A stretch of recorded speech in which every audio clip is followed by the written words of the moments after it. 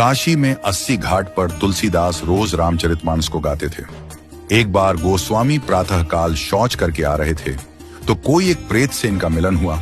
उस प्रेत ने प्रसन्न होकर गोस्वामी जी से कहा कि मैं आपको कुछ देना चाहता हूं।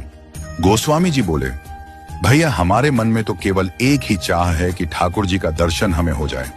उस प्रेत ने कहा कि महाराज, मैं यदि दर्शन करवा सकता तो अब तक मुक्त न हो गया होता। मैं खुद प्रेत योनि में पड़ा हुआ हूं। तुलसीदास जी बोले, फिर भैया हमको कुछ नहीं चाहिए। तो उस प्रेत ने कहा, सुनिए महाराज, मैं आपको दर्शन तो नहीं करवा सकता, लेकिन दर्शन कैसे होंगे उसका रास्ता बता सकता हूं। तुलसीदास जी बोले कि बताइए। प्रेत बोला, आप जहां कथा कहते हैं बहुत सारे भक्त सुनने आते हैं। अब आपको तो मालूम नहीं, लेकिन मैं जानता हूं आपकी कथा में रोज हनुमान जी भी सुनने आते हैं। सबसे पीछे कंबल ओढ़कर एक दीनहीन कोढ़ी स्वरूप में जो व्यक्ति बैठता है और जहां लोग चप्पल उतारते हैं वहीं बैठते हैं। उनके पैर पकड़ लेना वह हनुमान जी ही हैं। गोस्वामी जी बड़े खुश हुए। आज जब कथा हुई तो गोस्वामी जी की नजर उसी व्यक्ति पर थी और जैसे ही वह आया और बैठा तो गोस्वामी जी दौड़ पड़े और जाकर चरणों में गिर गए। गोस्वामी जी बोले, महाराज आप सबसे छुप सकते हो, मुझसे नहीं। अब आपके चरण तब तक नहीं छोड़ूंगा जब तक राम से नहीं मिलवाओगे। ये कहा तो हनुमान जी दिव्य स्वरूप में प्रकट हो गए।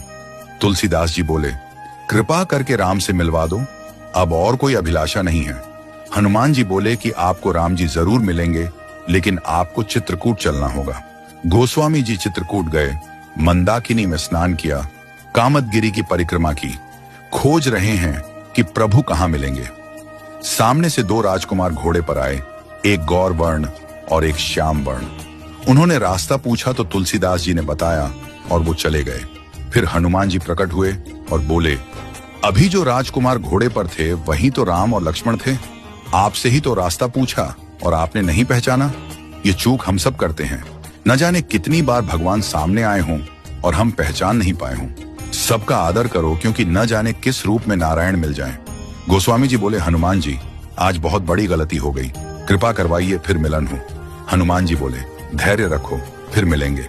गोस्वामी जी मंदाकिनी के तट पर स्नान कर चंदन घिसते हुए श्री राम जय जय राम गा रहे थे।